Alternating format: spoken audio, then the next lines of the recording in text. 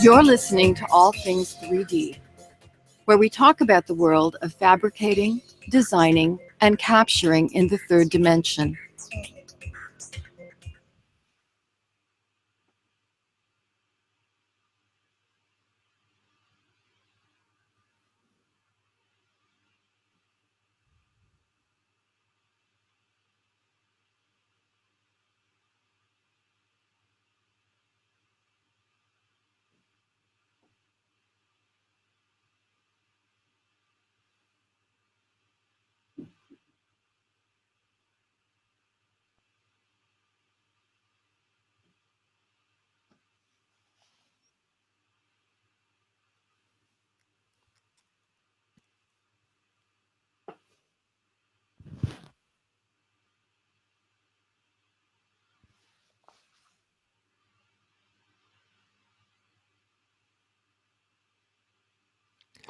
So hi everybody, this is Mike Balzer from All Things 3D. Chris is sick today, so I'm doing this by myself. Well, not actually, I'll have some new guests.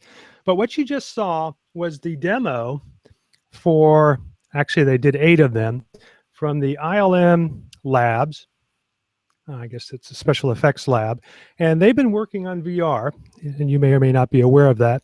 And they came out with 8 little snippets, part of their Disney promotional thing for smartphones, and I think it was also sponsored by Verizon here in the United States.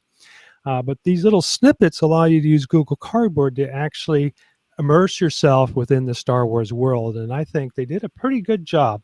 But the one I just showed you is my favorite. You actually have some of the spacecrafts flying overhead, so you really feel like you're in the scene. And obviously, what is it, BB-8 or BB-9?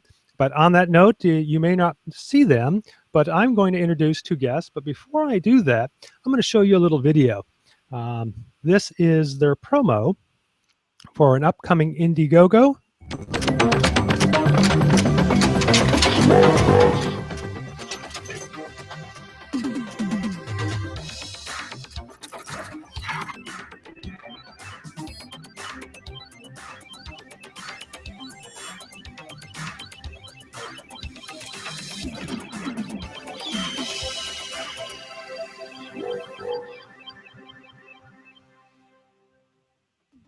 Drawing Code, a group of creative and techie individuals who work in this fantastic studio here in Liverpool, making amazing immersive experiences, of which SwapBots is one. SwapBots are collectible, tech-driven toys that are absolutely perfect for 21st century play.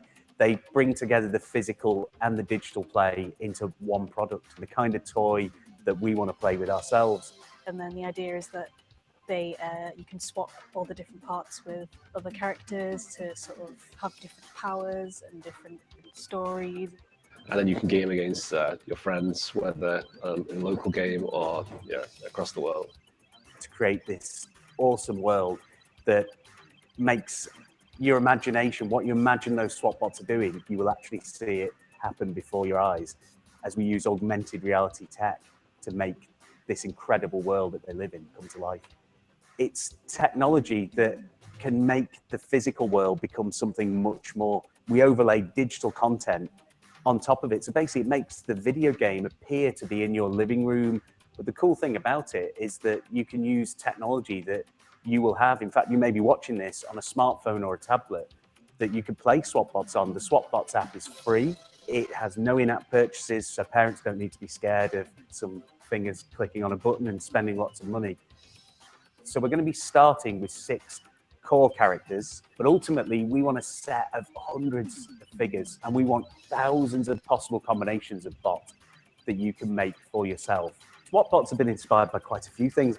I think when we were young, we all loved Transformers. We also all love video games, and I think it's just bringing all that together into one product, both bringing those influences in terms of the story that we're telling with it and the world of the SwapBots, but also in terms of the idea of bringing together the physical and the digital. We love that idea because there's nothing better than having a really cool toy or object in your hand, but who doesn't love a good video game? The big challenge behind SwapBots is getting such a big idea off the ground and getting it done, which is where hopefully the people who help us crowdfund this will come in. We believe SwapBots could be a real success because of that blend between the physical toy and the digital world. At the moment, there are other Toys to Life toys out there, of course. Everybody knows that. You have your Skylanders, your Disney Infinity, and all the rest. But for us, they're a little detached. There is the toy, you park it next to the console, and then you turn your eye away from the toy and you play the game, you look at the screen. For us, we're looking through the screen and still experiencing the digital world. All it's doing is overlaying the game onto the actual toy, which turns your room into the SwapBots world. And that, for us, is the crucial selling point. It brings it together in such an exciting, joyous way that other Toys to Life products don't really do. SwapBots are a tech-driven, collectible toy that are really cool and we really believe in, and we just can't wait to share it with you all.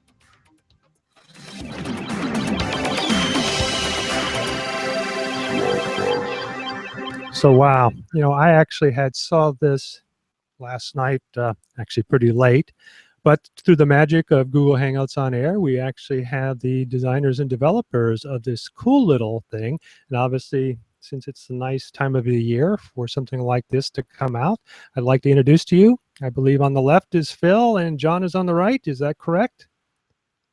Yeah, I'm John. And I'm Phil. Hello. So these are the same guys in that video. How strange. No, actually not. So I'm going to pop back to my screen here. So this is actually your Indiegogo behind me. And so right now, it looks like you've got $31,000 and you're looking for 100,000. So you're almost one third of the way there, right? And so if we go through kind of the features here, the feature is $30 early bird full set.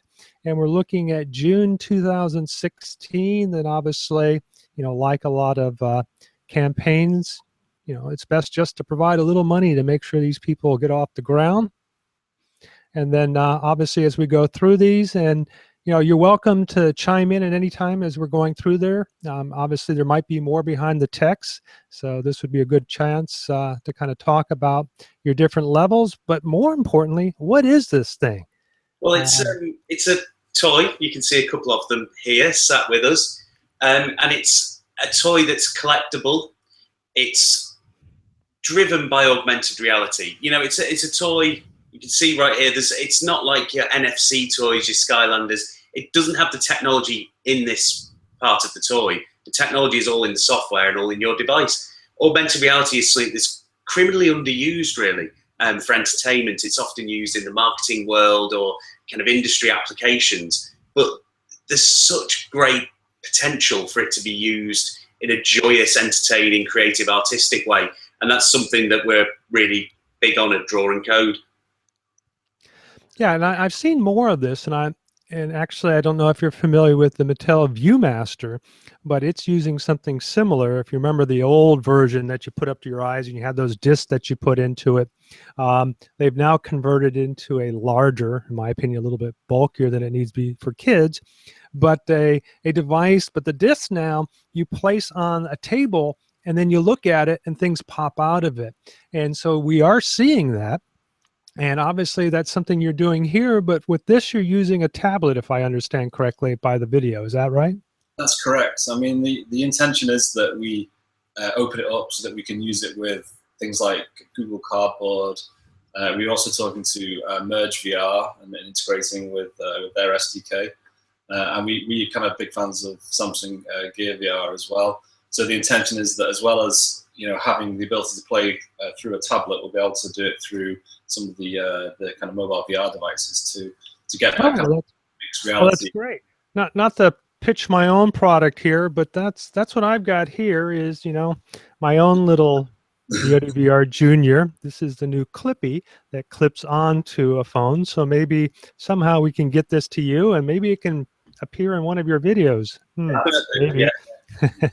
I have a few extras, so maybe I'll do that. Maybe you can test it with it. But yes, I'm sorry. Go ahead.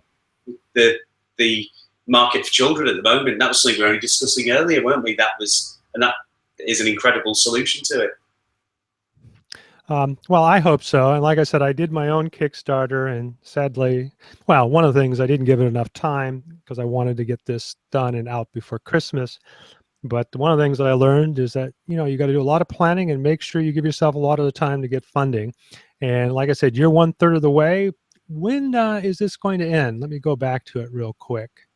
It's 45 days in duration, so it's the 24th of January, I think it is. Okay, so there's still plenty of time to go ahead and move in there. But, you know, what's kind of cool about this, and other people I see, you know, because obviously there are other people trying to move into this area as well.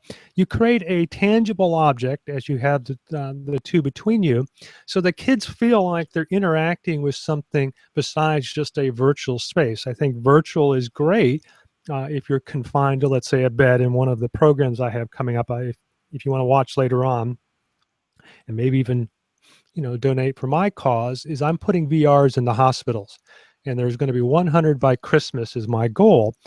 But VR is great if you're kind of in a situation where you can't do a lot of moving, or you find yourself as an adjunct entertainment device.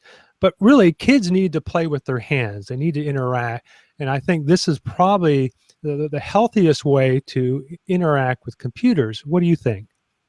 I agree. I think that, I mean, I have 3 children myself, and I'm quite, you know, I've always been into technology, so there's no shortage of tablets and phones in the house and other technologies, and they're intrigued by virtual reality. But what I've noticed that with a lot of the children, so mine are all kind of sort of 6 and under, even though, and so that they love technology, but we kind of try and make sure they get enough time playing with the physical toys and getting the enjoyment that we had when we were children.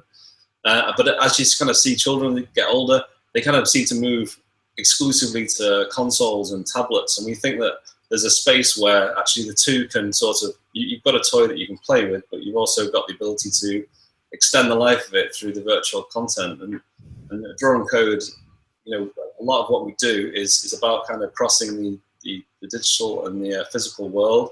And it's either putting virtual content in digital or digital content in physical. So it's something that fascinates and drives us.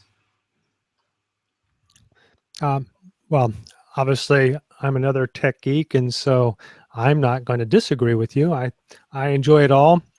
And what's funny is for the people that feel, you know, we're seeing too much technology in children's life, you know, sadly, that's where our environment is. And if we can introduce it in a way that's safe, or where they can still interact in the physical world like you guys are trying to do, I think that's a win-win. So again, we've got swap bots. We got Phil on the left, John on the right. And I really appreciate you coming on. If there's anything else you want to tell the audience, like I said, they've got a little bit of time, but you know, don't wait. But you know, if you've got some of that Christmas money and you want to make sure that you get something fun with it, don't hesitate to go out there. I will have this link in the show notes, both on the podcast as well as the YouTube channel. If you have any other links to provide us, Phil and John, don't hesitate. You're welcome to stay on, but I'm going to move right into the news items. So thank you, guys. Thank you. Thanks, Mike. Okay, well, on that note, I'm going to move right on to my first item. And, you know, sadly, I'm going to be doing this all by myself today, but I was inviting some other people to kind of talk about some 3D tips, and, you know, either from the scanning perspective, printing perspective, or even the design perspective. But I think I've got all of those things covered today. So you're going to have to listen to me. I know that's boring, but I'll try and get through it quickly. So the first item that I have here is somebody has spent some time in trying to do some research on the health quality of the air that you might be breathing if you are a 3D fabricator. And so I took some time to read about it. And you know, one of the things that is mentioned, other than the smell of ABS, which is pretty foul, is that you do have chemicals involved. And some of these chemicals are pretty toxic. So I know that a lot of printers are using PLA, and I'll get to that in a moment. But if you are one of these that are printing in ABS and you're not aware of it, most of you might be, make sure that you have a nice amount of ventilation. There's a couple of ways of doing that. You can put something over the actual printer itself to suck the air from the 3D printer. Or you can open some windows and maybe a fan. But more importantly, provide yourself a room large enough that is open and not enclosed. Now, the other concern other than ABS, which is fairly well known, is what is the harmful effects of PLA. And so far, the evidence shows that there really isn't any real specific toxic materials, but there are fine particles, and these fine particles accumulate in the air, and that could be a problem for breathing. So as mentioned in here, this person started a Kickstarter in the spring of 2015 to look at more in-depth testing of the fumes. I do believe that it was not successful, or yeah, it indicates it was not successful. But they were able to move forward with some things, and then in November 2000, they called it the Clean Strands Marketplace, which was live. So let's go ahead and click on it, and see what this entails. Oh, actually, that's interesting. We don't even have a website. Well, never mind about that. So essentially, I think this is a great idea. I think more research needs to be put into this. I was hoping to have Brad Hill on today, because one of the things that Brad has been a very stout advocate, because he works with SLA and the resins with it. He realizes that a lot of these may not necessarily be toxic, which if you wanted to consume them orally, I think they probably would kill you.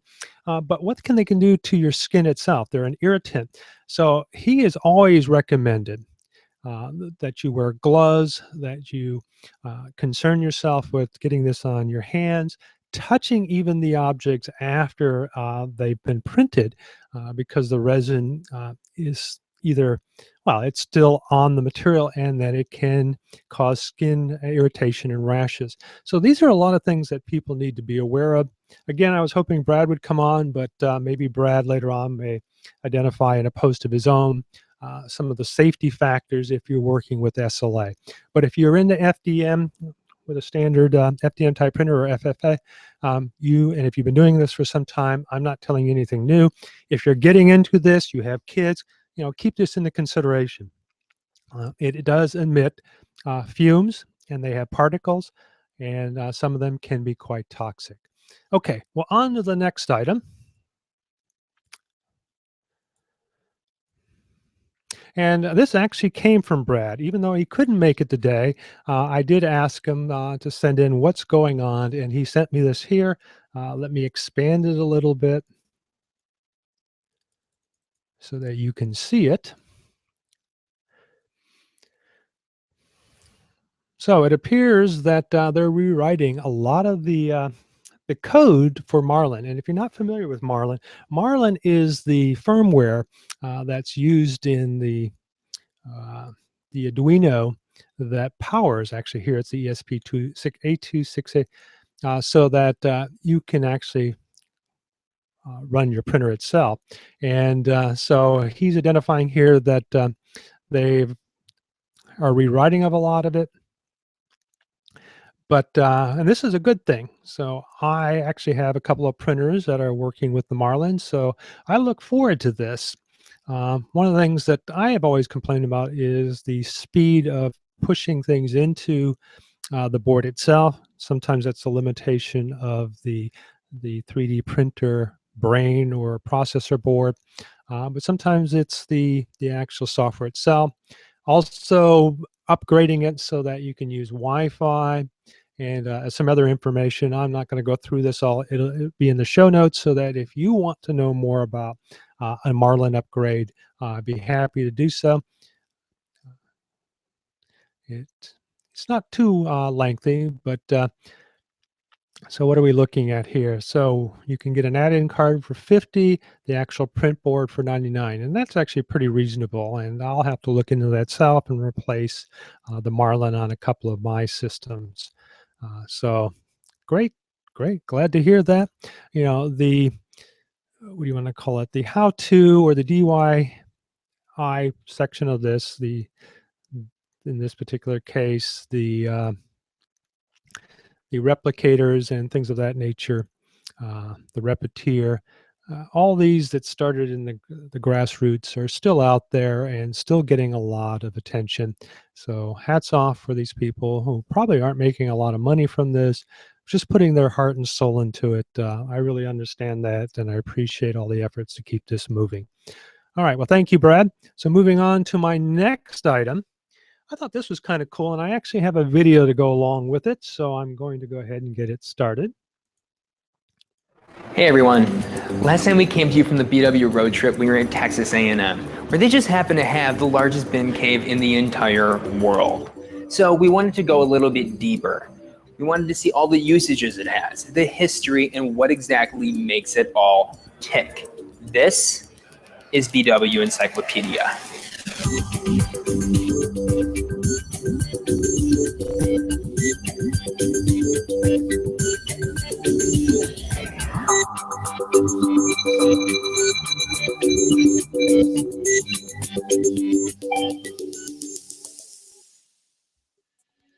BIM Cave. It's actually an acronym, standing for Building Information Modeling Computer Aided Virtual Environment. Basically, the BIM Cave is a multitude of monitors hooked up to independently controlled dedicated computers, creating a fully immersive BIM experience. The first appearance of cave technology goes all the way back to the University of Illinois at Chicago for the SIGGRAPH Showcase in 1992.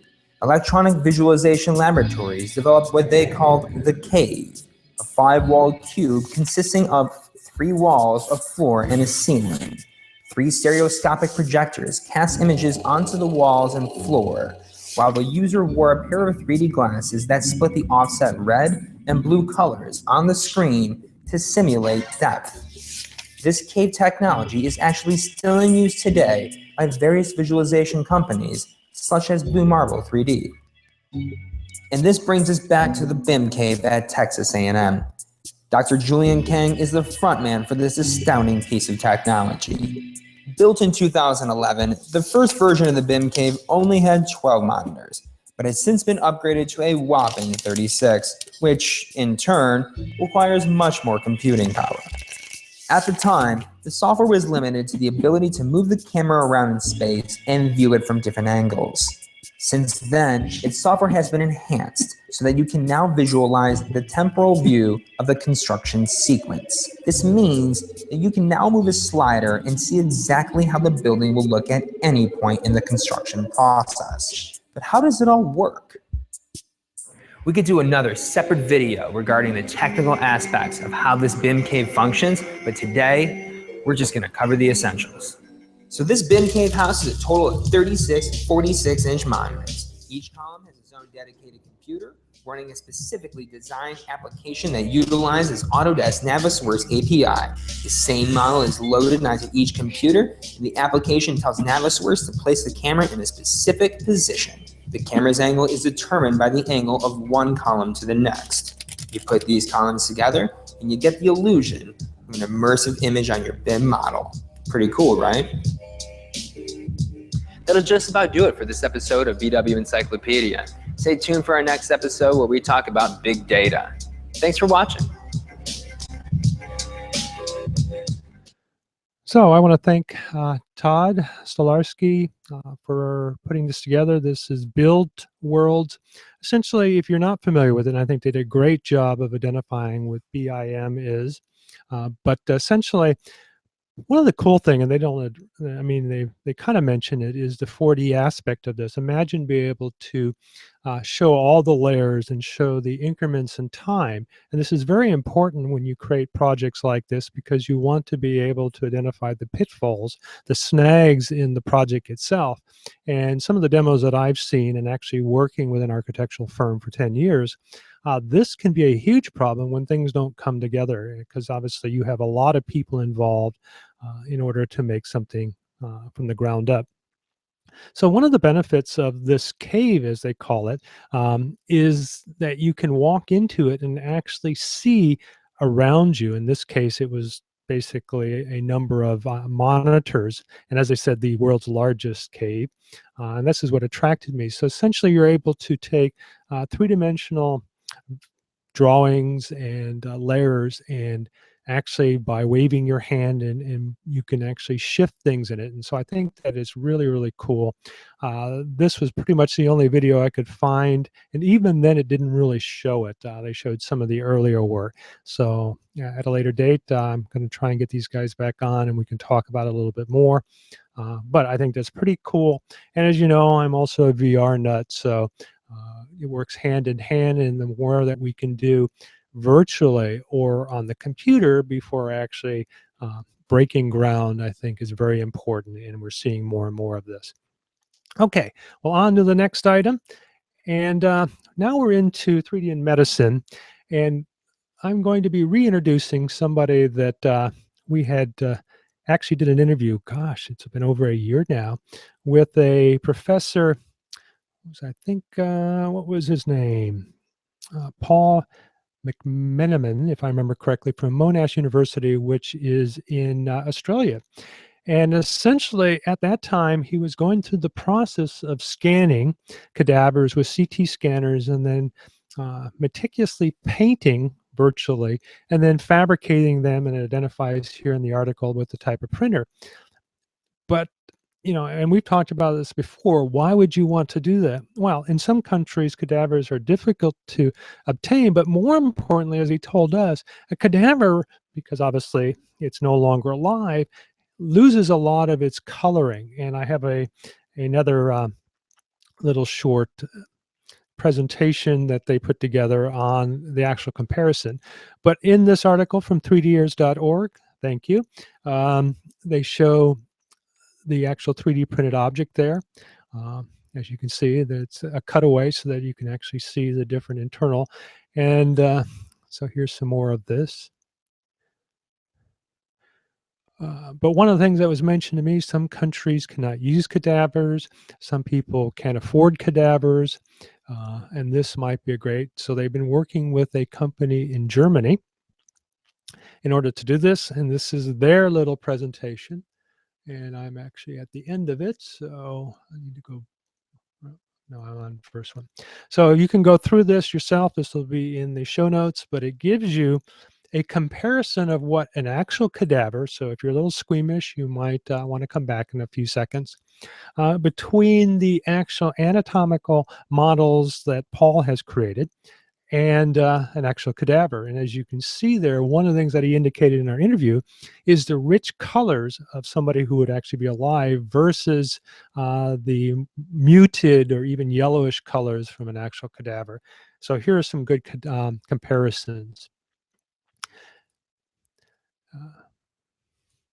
So it's a great little article on the web, and you can download it. I don't know if it's an actual PDF, but you can download it and view it offline. So if you're interested in the uses of 3D printing and 3D scanning and what it's being used for from a cadaver standpoint, we have an interview. I'll put that in the show notes as well with Dr. Paul McMenamin from Monash, and you can also see the links here to look at this even more. If you're into medicine and your university can afford one, you might want to look into it. So pretty cool. All right, on to our VR in a round room. I always get that wrong. I created the title and don't even know how to say it, but VR corner in a round room. So essentially, I'm going to go back because one, it's near and dear to me because I am one of the ones that backed them. But Sixth Sense is a, what would you say, a colored, checkered past. For one thing, it's going on, what, almost 2 years now? That it was early 2013. They promised a device that would have wireless hand controls in space. They've given great demonstrations, but due to some technical problems and for whatever reasons, I have my own opinions, which I'll reserve right now. It has been a long time. So obviously there are a lot of backers that have been concerned because this was not a cheap project. In fact, I invested $600. So it appears not only did Paul James write a nice article about it, but it looks like they may have eventually gotten over the hump and actually may have a product. Now, some of the comments later on, and also being a backer, yeah, they may have gotten over the hump, but it's still going to be a few months before you actually get your unit. So one of the reasons I'm bringing this up is they finally came out with a developer kit for the Hydra, which is their wired version of the two-hand controllers. And a lot of people have been complaining, how can they provide content for the 6sense STEM system if they don't have anything to work with? And even though I supposedly, I guess a few people, I personally have also asked for a developer kit and have never received one. So I think there are a lot of people. So the next specs thing is to be able to actually use the Hydra system. So I do have a link. I have not tried it yet. There's some demos that come along with it. Hopefully by next year, because I'm going to take a little break, I will come back and give a report on it. So if you're one of the backers, and you're probably just as frustrated as I am, so hopefully there's going to be some good news here. But again, it doesn't look like they're going to have anything out till April. So I did look at some of the reports in their FCC passing. So we have passed that hurdle. I had some questions of why that occurred to begin with, but I'm glad to see that my $600 wasn't flushed down the toilet. And if I had some Foley right now, I would be using that. So just imagine that sound. So good thing, I guess. And that's would be, I guess, about all I'm going to cover in this particular area. And then I'm going to cover towards the end my own little project, which is what I call the VR miracle, but I will get to that in a moment. So I am going to move on into what I'm thinking some of you may be here for, and that is your do-it-yourself photogrammetry turntable. And the reason I came up with this is essentially, there's been some Indiegogo and Kickstarters of creating something like this, but they're all going to be available in 3 to 4 months, if that.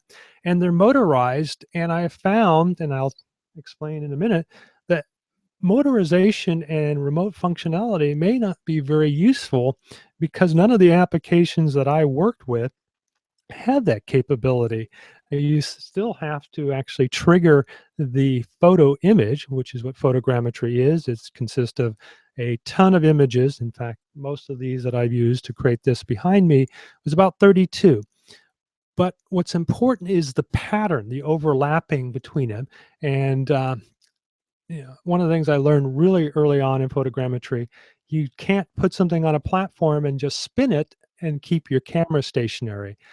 You essentially have to have, what do you want to call it, changes in your background for the object to be recognized and the photogrammetry technology software to do its job. And so what I decided to do is take the arm and pivot around the object versus the object itself. And I'll get to some images later. But this is an object I did 2 or 3 days ago. It took about, maybe a minute, even less, to capture the 32 images that I did with this. And then put it up in the cloud. The program I use is something that's been around for a little while. It's called 3D Catch by Autodesk. They have it both for iOS and Android. The good thing now is that phones are fairly cheap, and the cameras are really good. So with that being the case, you can get some really stunning results if you've got a smartphone, one of the current ones, and a software piece that doesn't cost anything. So this is the model, and for whatever, I actually figured out why I can't rotate it on its x-axis. So you'll have to forgive me the way I'm rotating it here. I found that if I created the model again and uploaded it where I use the Y, because I use NetFab, and the Z and Y are always different. Seems to work with my 3D printers. However, in Sketchfab, I have to rotate it differently. And for whatever reason, I can't do it within the application itself. So this is Saint Nick. This is a little character that I bought a few years back on sale. As you can see here, the quality is actually pretty good. I was very surprised on how good the textures came out. But the other thing, let me go ahead and go to the mesh. The mesh is actually pretty good. Now, I have not retouched any of it. I haven't retouched any of the graphics. And you can see that because if you go to the top of his head, you'll see that there is an area there that has no textures. But that would be easy to clean up in a product called, 3D Mesh Mixer or Sculptio, I'm sorry, Sculptress, or some of the others, 3D Coat, any of these other applications where you can apply onto the textures. Or you can actually go into Photoshop, or any other graphic, and actually work with the texture separately. So let's go in and look at the wire mesh. Let's maybe go yellow. As you can see, it's pretty dense. Let's see if I can go to shadeless. No, that's not what I want. Let's see if this will work without any texture.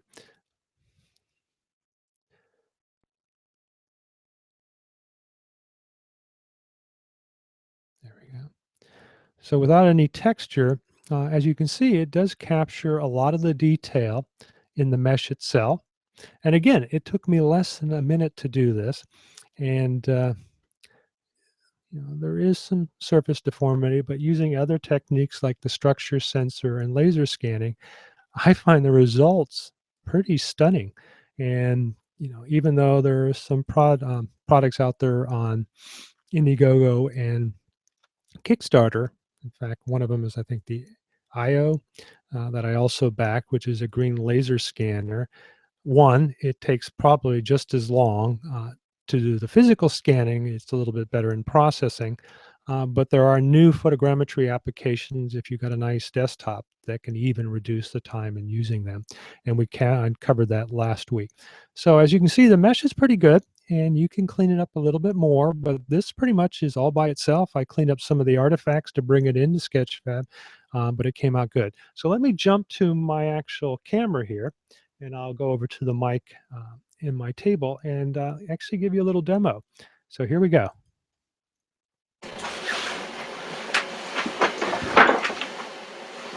So if you can hear me, essentially all I did is I found this is a 20-inch turntable, cost me about $30, and I drilled a 1-inch hole in the middle, as you can see it here, and then I bought 2 items, and I'll go to it on Amazon, that essentially are selfie sticks, and they're fairly decent quality, with pivoting points, a piece of plastic with a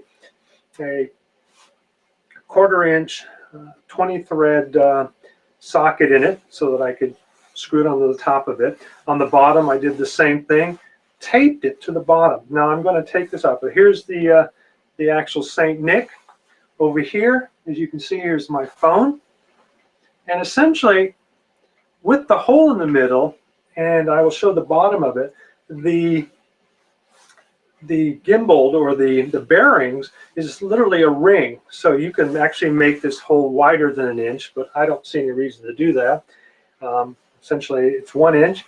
I put the selfie stick in the middle with a base, taped it to the actual frame, as you'll see in a moment, and so it stays stationary. But the rotating portion, because of the bearings, allow it to rotate your camera around it, because I drilled a hole, and again another bolt to hold this selfie stick in, and then a cheap, you can buy these for like $1, to hold your phone onto it.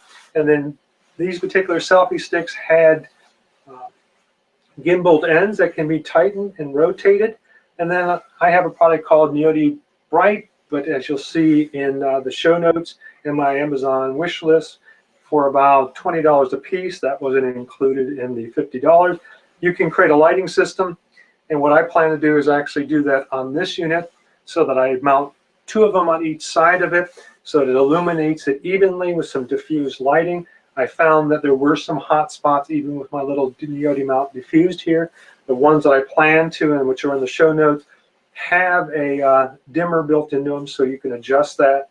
You may have to diffuse them a little bit more, but there are little soft boxes that you can buy, or even put a sock over it if you wanted to, or some nylon. You can be creative.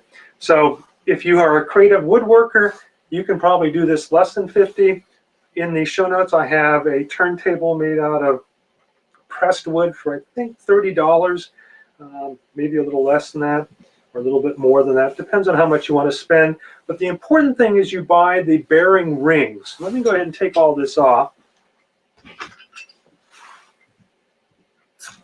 so you can see it for yourself. So as you can see, essentially, here's your bearing ring. And this is probably the most important. Also, you might want to add some type of rubber feet so that the actual product stays firmly.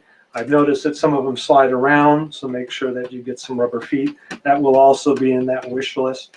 And but the most important thing is that you get something with some good bearings. Now, you don't have to put that much of a load on the actual turntable, so you don't have to spend a lot of money on it. It just needs to be smooth, and the middle has to be open, and a lot of these bearing rings do just that. So once that's done, you drill your hole in the middle, put the selfie stick in it, put the little platform like I have here so that you can elevate the object. The cool thing about using a selfie stick, you don't have to, is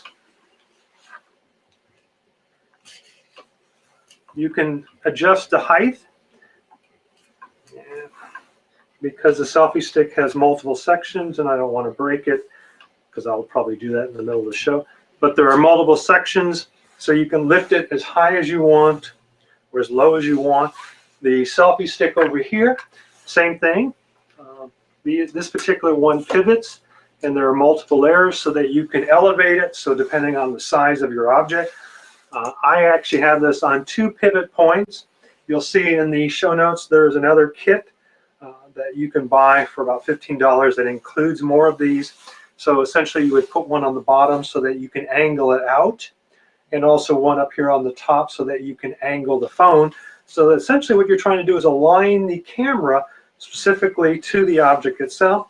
Because it is centered in the middle, as you rotate, the object will always remain in your shot, and it will overlap.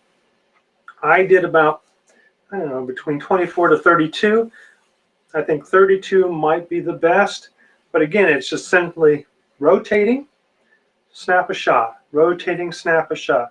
What I was hoping, and I also have it in the wish list, is that I would be able to use this Bluetooth, what do you want to call it, shutter thing. Then you can buy these for like $2 or $3, but found out that they don't seem to work in 3D Catch or another application that does photogrammetry. I'll write to them. I think that would be a good idea. Because if that were the case, you essentially snap the shot and rotate and never have to move. And with your lighting system fixed to the actual turntable, the lighting changes. So one of the things that I found in doing photogrammetry is that your light has to be consistent. In fact, if you fix a light on the actual pole, like I've done here, no light at all is probably the best way to do photogrammetry, and just use the illumination on the stick itself. And that's what I did. I used a lot of low light, maybe a little bit of overhead in order so that I could see personally, but used a light within the, on the actual pole itself. And like I said, I plan to mount actually 2 on each side of it with better diffusers to create less hot spots. But I found it very effective. And I was very pleased, as you can see, with the results of the same day. I did another one that's in my Sketchfab as well. And again, all the time is in the processing, and that's done in the cloud. And like I said, with an iPhone 6 and not even this year's, I'm assuming you'll get the same kind of results if you've got a Samsung phone. But anything, any of the newer 8 to 16, because I think that's all you get with the iPhone 6, you're going to get some really good quality. And I was very, very surprised. And again, for less than $50. And if you got more skills than I, you can actually cut your own turntable. And you can buy the actual bearing plate for $8. So you can do this probably, the whole thing with lights and everything for $50 to even $100 with lights. As I said, I didn't include the lights when I was putting the parts together. It was just for the turntable.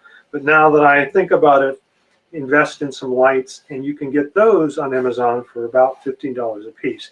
So for everything for under $100, and to me, I get some of the results that other people with thousands of dollars of cameras get. Now, if you don't want to use a smartphone, there is software out there that you can replace this little pivot here, and it's not in the shot, but this pivot here with an actual camera. And because it is gimbaled, you can turn it on its side for portrait or landscape and use a lightweight DSLR or Micro Four Thirds, or maybe even the Sony cameras, just by replacing your smartphone with it. Take the images and then take those into your computer and do the same thing.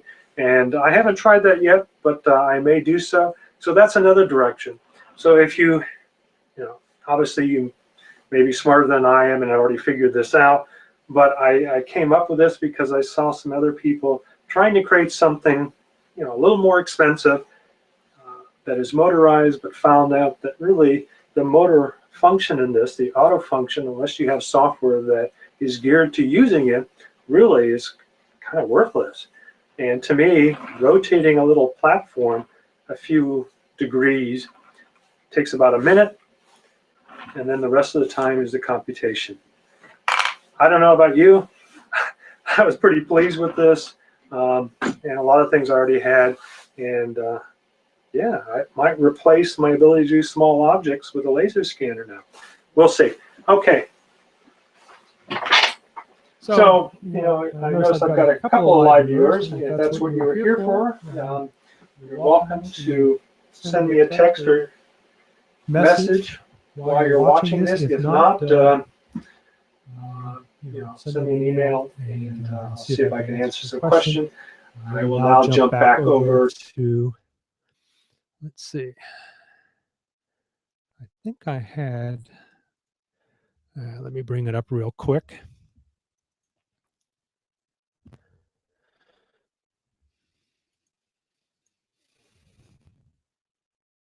Here we go.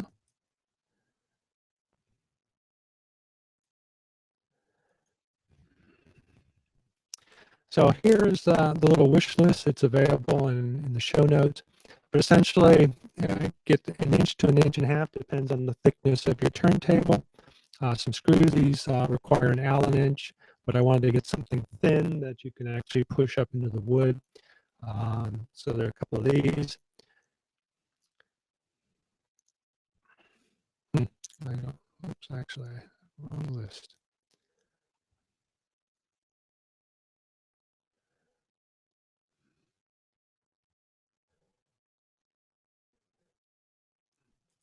That was on. Okay, here we go. So there's a Crown Mark Ferrero spinning Lazy Susan for $33.69. It's gotten good reviews. And again, the important thing is that the ring on the bottom, the bearing ring, is open in the middle, so you can drill a hole. One of the good things is the bearings here work pretty well. Two of these video secure packets, $13.99. Essentially, it's a bunch of pieces that you can use anyway. Again, what I plan to do with them is mount them to each side of the selfie stick for my lights. The next thing is these dimmable ultra bright portable lights themselves, $17.90. Get two of them. They require 2 AA batteries, fairly lightweight, but most importantly, they're dimmable. The diffuser in there isn't too good, so again, use something like a nylon or even a white sock or something to diffuse it even more. Then you'll need the cell phone smartphone tripod mount holder, $1.64. You might even be able to find that cheaper, or you may already have one. And then finally, the actual selfie sticks themselves. These are two newer, and I've used several of these. They work pretty well. They can't support a lot of weight, but if you want to start using a heavier DSLR, you might want to go with a more robust selfie stick, or even a monopod chop down that can carry the weight of a DSLR. If you're just wanting to experiment with this, these are reasonably priced. The cool thing is the bottom of them can be unscrewed, and there's actually a 1/4 inch tripod mount on the bottom. Just take one of those bolts and literally screw it into the bottom to the hole that you created, as I did on mine. Let's go back to it real quick. And you see over here, I drilled it right into the base. I originally wanted to do it on the side of it. Since this particular one is particle board, it did not use here. So I went right through it, and now it turns here. And you notice on the bottom there's also a beautiful pivot as well as on the top. This one only includes one, which they show here. And then obviously you could take if you get two of them, you can take the one off of the actual platform and use that instead for the middle. And then again, like you said, you're gonna have to create two little plates to mount this to. So that's about it. And like I said, let me go back to my list. Really, excluding lights, the turntable and the two the selfie sticks and the tripod mount is less than $50. If you add lights, these two kits here, you're going to add about $50 more to it. So for $100 with lights, you have a complete photogrammetry system. If you have lights already, or if you have any of these items, you can obviously do this for a lot cheaper. I was very, very, very surprised at how quickly and easily I was able to create some, in my opinion, stunning photogrammetry. And I'll go back to the actual object. And if you zoom in, the textures are actually pretty good. And again, it all depends on your smartphone, or if you use a DSLR, the resolution that you can get. And by using a lighting fixed either side of it or on the actual pole itself, you get some. I'm going to actually turn off the default lighting and go to shadeless. As you can see here, it's a little hot. It's a little blue. But I kind of like that because then I can adjust the color myself. I use 5500 to 6000 Kelvin, but it is a little hot. The Neodymium bright is not dimmable, but if you do buy a dimmable light, you can actually adjust for that hotness. But for overall, I was able to go back and modify the lighting because the lighting was continuous and pretty much lighted any way I want to. So again, very, very pleased with the results. And very easy to do, and for the most part, it's next to nothing to go with. All right, so I've covered enough about that. I hope I've answered any questions. If you've got anything else that you would like to ask me, either send me a message, email me at info@allthings3d.net. I'll answer any further questions, but it's fairly self-explanatory. Drill a hole in the middle of your turntable, mount a pole in the middle of it that's not fixed to the actual turntable, mount a selfie stick off to the edge of it, and mount your smartphone on the end of it. Make sure that you have it in view, or whatever the object is you put on that small platform, and then just rotate around about 32 images, and you should get similar results.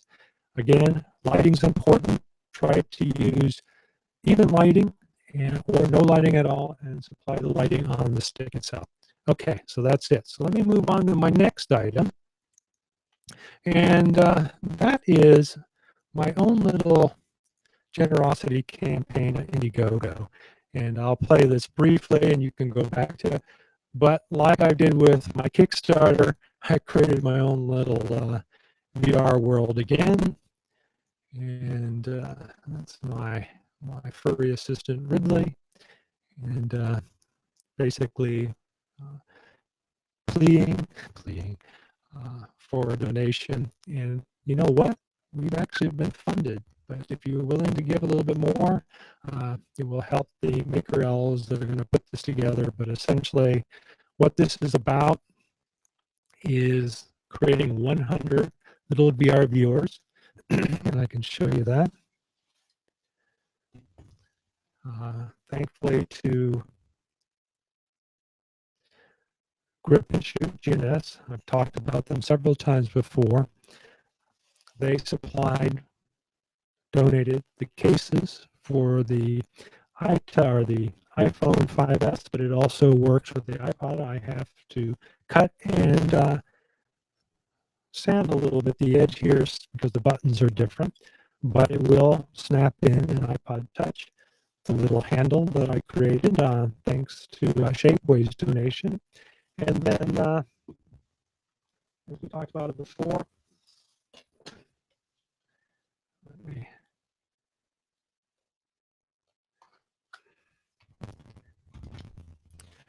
The final piece of this, and it does appear that it's actually going to happen.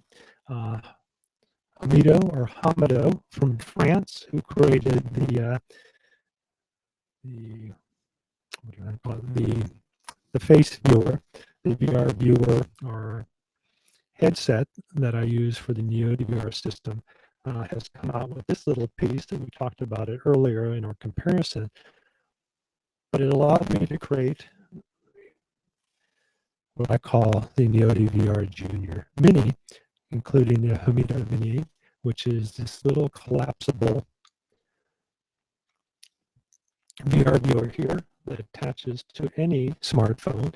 So if the hospital doesn't have a smartphone right away or the iPod, they can go ahead and utilize their own. They just clip it on the top, download Google Cardboard or a lot of the VR stuff out there, and hand it to the kid.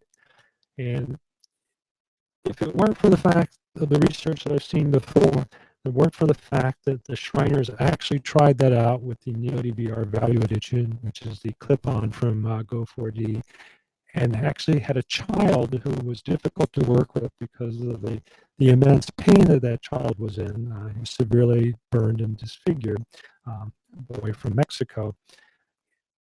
They probably would have had a more difficult time. They were able to give them the VR viewer. I think they loaded in a dinosaur VR experience, and the little boy was absorbed in it, and they were able to accomplish what they wanted. You know, I'm thinking the holidays was a perfect time for this because, you know, if I were in the hospital, even though I may be surrounded by family, maybe some people don't have family. Maybe that's one of the reasons they're in the hospital, a severe accident or something. And even though I know that a lot of the nursing staffs and the support people in the hospitals are really good, a lot of times they have a lot of people that they've got to work with. So they may not get the attention. And, you know, TV to me is not the best babysitter.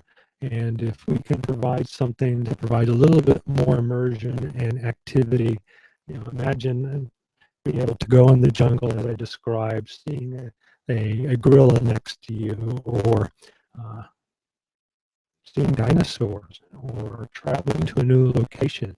These are some of the things that I think are extremely fun. And if I were incapacitated or couldn't get out of a bed or out of a ward or in the hospital, I might like something like that. So this is one of the reasons that I've moved forward with this. And like I said, after last night, we have enough now to cover the expenses of shipping. All the other things are covered for, and thanks to, again, Grip and Shoot for the cases, Shapeways for the credit to allow me to print the handle, and Hamidi for giving me a great price and availability, because they're not even available yet, to allow this to happen. Thank you all. And then finally, thank you, Dr. Clint Slaughter. He's an emergency physician at French. Also the CEO of the Makerspace here, for donating the time of his Maker Elves on Monday so that we can package these. The Maker Elves will actually create a little note. What I'm hoping to do is on the back of it, there will be a label, and the Maker Elves, which is a bunch of kids, will be able to use their creativity and create some type of illustration, and then that'll be applied to the back of it, maybe with a little note, wish you all better or something like that. Well, that's my idea, but I'll leave it up to them. And then we'll package that, and then either late Monday night or very early Tuesday, we'll get these in the mail, and we'll get these to the hospital. So looking forward to that. I'm pretty excited about it. Because as I mentioned, hospitals have other things to spend their money on it, so if they can get something that give the child a little bit of entertainment and a smile on their face, I think all the better, especially around this time of year. Okay, well, that's about it. Let's go into, let's see if they've updated it. Let's see what we've got. Yeah, they already have. So January, what are we looking at? Obviously, we have the big consumer show. First week in January. I'm sadly probably will not be it. I decided to spend my money on my campaign for these VR devices, so I will not be there this year covering it. But there'll be a lot of other people. I do know that Occipital is going to have some really cool stuff this year. So if you're there, make sure you head out to them. Plus, I finished the ODVR play with the structure sensor mount. So for about $25, if you already have an iPhone 6 or an iPhone 6 Plus and a structure sensor, you too can start using what I call the environmental awareness virtual reality system, where you can walk around on the cheap. Because I know my headset's about $100. This is for $25. Also gives you a high quality Google Cardboard version 2050 compatible system. Here's the iPhone 6 version. It has not been finished yet. This is straight from Shapeways, but it folds up. You can actually put it in your pocket. Again, 37mm lenses, high quality, and you don't have to put cardboard in your pocket. I don't know how you can fold that up. So if you're interested in it, you can 3D print that. You can buy the parts on Shapeways, and then I will also offer it in my store. So if you've been a developer for the structure sensor or wanting to get into something pretty cool, you can do it at a very small price. So CES is coming up. After that, if you head out to Singapore, there are some other events that are going on, and then the 3D Printer World Expo at the end of January in Burbank. That's always been a big show. In fact, I may actually go to that one this year, so you might see us out there. So that's about it. I'll cover February's in February, but that's pretty much the show for today. I want to thank our 0 viewers now, so we lost them. So I want to thank those who are watching, and I also want to thank those who may watch this when it heads up to YouTube. I appreciate your, what do you want to call it, your attendance, your support. Obviously, I don't make any money on this, but I do get a lot of great comments, and that's what drives me. If the information is good and you appreciate it, send me a shout. I really appreciate it. I know that Chris likes to come on and talk. I know that Fred has enjoyed being on the show, and I'm going to ask him to come back next year to be on more. But like I said, I'm going to take a break and won't be back till 2016. I will cover, I guess, CES from remote. Who knows, maybe Chris this year will head out there. But in any case, I will not be going this year unless something else turns up, and we'll be covering it remote like a lot of other people. So, Merry Christmas to everyone. Happy New Year's. And enjoy the most you can for the rest of 2015.